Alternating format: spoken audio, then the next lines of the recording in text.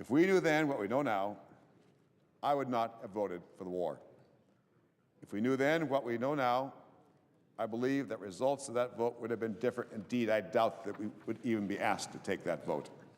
The administration was not upfront with us. They presented faulty intelligence, inaccurate information, especially about weapons of mass destruction. And unfortunately, the quality of congressional decision-making was no better than the quality of information upon which we relied. Going into Iraq was a mistake.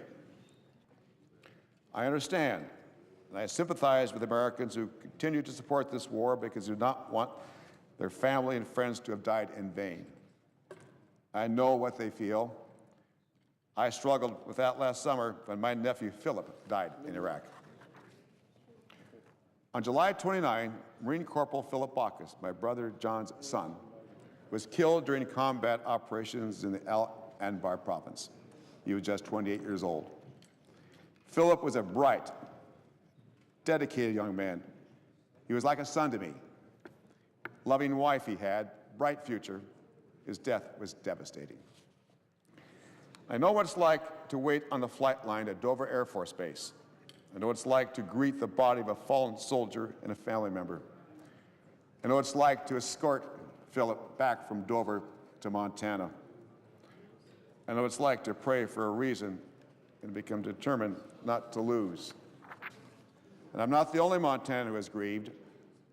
We're not a large state, Mr. President, but 14 Montanans have so far lost their lives in Iraq. We grieve for them all.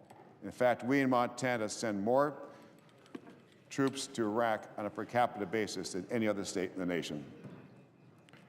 Those men and women who have lost their lives have served a noble purpose. They have taught us lessons and courage. And we honor that courage by speaking up. We honor that courage by admitting that what we are doing is not working.